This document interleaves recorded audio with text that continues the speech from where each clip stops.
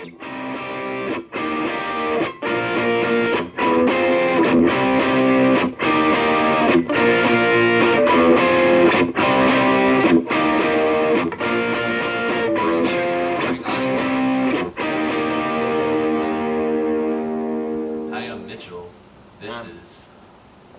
I'm Eric.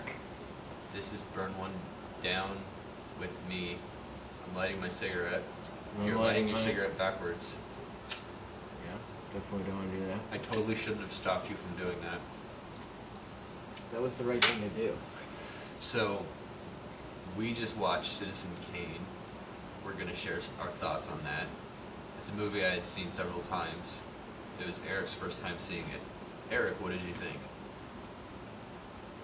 I can't believe it took me this long to see this movie. I've heard about it over and over and over again about how amazing and how this movie is just one of the greatest movies people have ever seen, and I can't believe it's taken me this long to see it.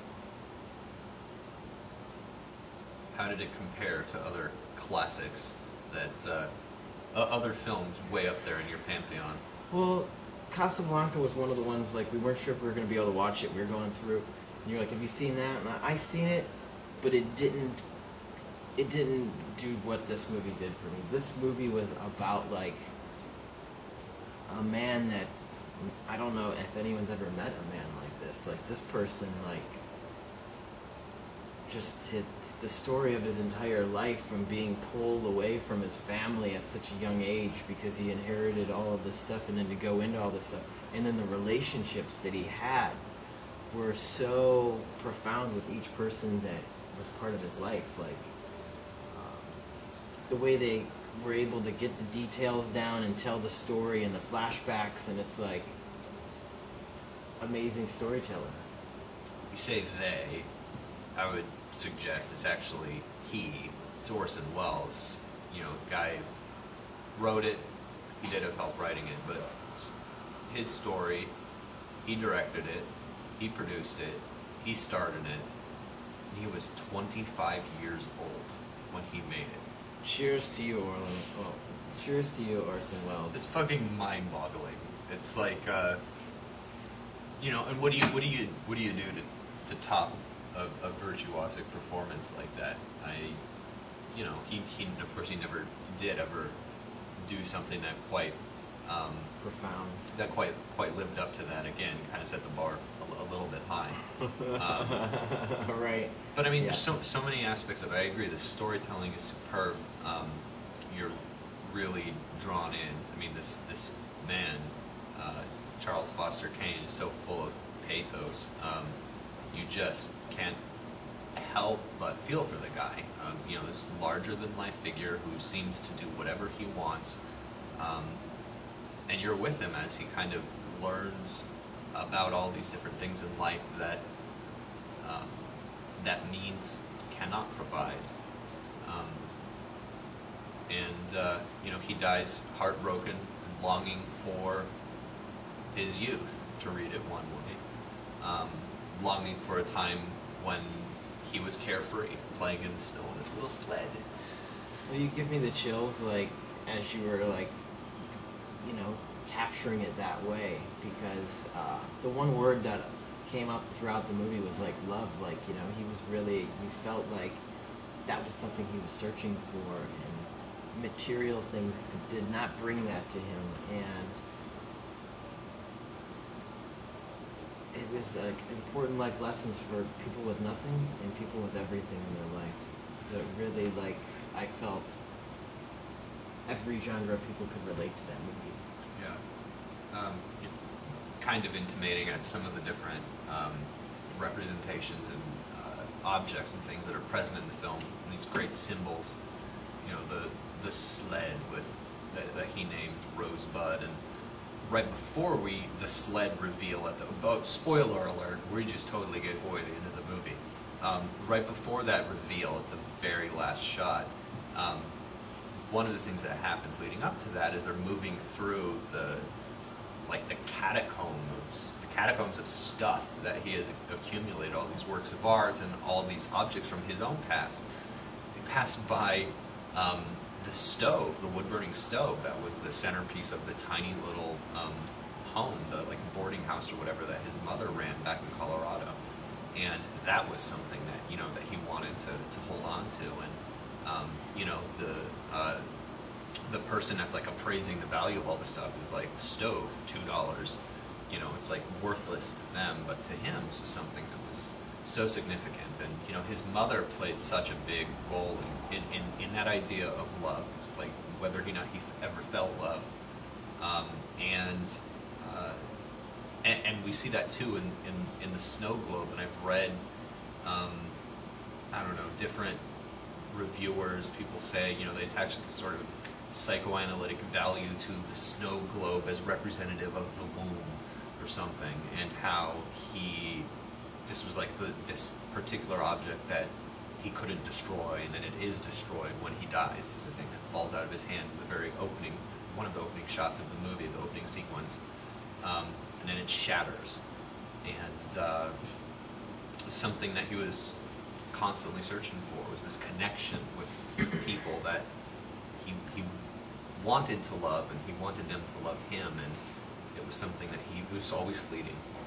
Right, but the way all the relationships that he developed all along the way that made him the character that he was, I was like, you were like sometimes when I was laughing at stuff, because I could not believe, like, if this man really had to go through these things, it was almost, to me, comical, because it was so, like, his life just kept, like, huge things kept changing with it, and he had to adjust with it, and you're like, wow, this guy has everything, like, his wife, this paper's gonna come out, like, for him to run, like, he still stuck with his guns and went that direction when he had, like, this whole other direction. Like, different things in the movie happened with that, and how he ran the paper, and just how he did all of these things, and how he built what he built. It was really, like, wow, I've never seen somebody, the person who reminded me the most of, with all that stuff collected, is Henry Ford. When you go to Detroit, you can go to Greenfield Village, Henry Ford Museum. I don't want to go too far off the movie because we're covering the movie, but he's got all of the places he grew up in and all of these first things that he had. And you can, they're maybe worthless to some people, but he collected all that stuff. Yeah, I totally get it. I mean, it's to me, it's portrayed. It's like a great American tragedy in that it is, Kane represents this uniquely American ideal of success. And is like a test of whether that success is truly lasting. And of course, is famously based on or an attack on that Wells was leveling against William Randolph Hearst, who was this newspaper magnate who invented yellow journalism, who tried to run for governor of New York and failed, who wanted to be president and wasn't able to be, who built this ridiculous opulent palace, San Simeon, which you can still go tour today, and up the California coast, and who had like Hearst's. Is that Hearst Museum? Yeah, like Hearst Castle. We need to go up there and see that.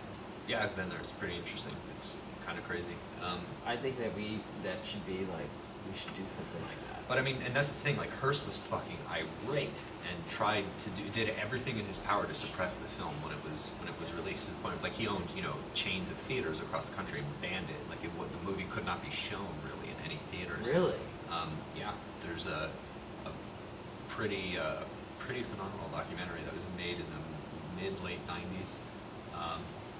That was nominated for an Oscar for Best Documentary. I think it was called The Battle for Citizen Kane, something like that. That goes into all that story. Highly recommend it. I think we should see that. I think that'd be a great follow-up to this. I have it somewhere. I don't remember where. I have it on DVD. But anyways, and the thing that really infuriated Hearst the most was the portrayal of the opera singer in the film Susan, because in real life Hearst had an affair for many years with actress Marion Davies, and tried to like build her career, and spent millions of his own dollars to try and he built his own movie studio and tried to give her like these like leading roles and make her a serious actress. So you would have rather had her in the movie than the singer, and it had that whole. I wasn't saying that at all. I think watching it, they put too much emphasis on the singer, and they should have told both stories of the singer and the actress, and that would have been a whole another chapter rolled out within it. Okay, I wasn't really. Yeah. That's probably why I didn't like it, because I didn't say it didn't. Okay. That's just That's my why Hearst- interpretation of. No, it was. Maybe that's why It's he a didn't very like it. it's a very thinly veiled. The entire life story of Kane is the entire life story of Hearst. That's what I was saying, and that's why Hearst didn't like it. He thought it was a very negative portrayal, and he thought Wells was a hack. Of course, Wells had got the last laugh. It's Citizen Kane had and to this day has as much of an impact on the sort of our popular culture and the sort of references it always garners in other shows and cartoons like the Simpsons spoof, and it's all over the place. And the techniques, the cinematic techniques introduced in the film, really revolutionized filmmaking and storytelling, and helped cinema to be recognized as a true art form on the same level as like literature or or music or something else, in a way that it had not been recognized prior to that film. So Wells kind of got chills, man. Yeah, Wells kind of got the last laugh, but at the same time, he sort of became a Citizen Kane type of character himself in his later years. So That's kind of funny, or ironic, or serendipitous, right? Well, so yeah, I'm running out of time here. it's all good. Thanks for joining us on Burn One Down here. I think this was a great movie to start with. Yeah, everybody should see Citizen Kane. It's definitely on the required viewing list. Yes, like, sums it up like, they were like, this is a glass great American. Like, if you want to know, is like, the American dream, like, people think it's to own a house and kids and everything like that. Like, to me, that movie is like, unfortunately, what people think the American dream is.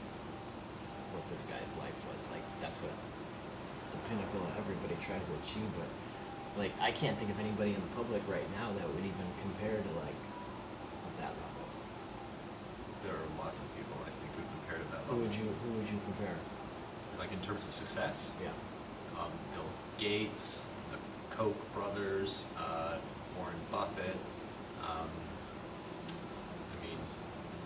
There's hundreds and hundreds of billionaires in the world. There's lots of people who have that level of success.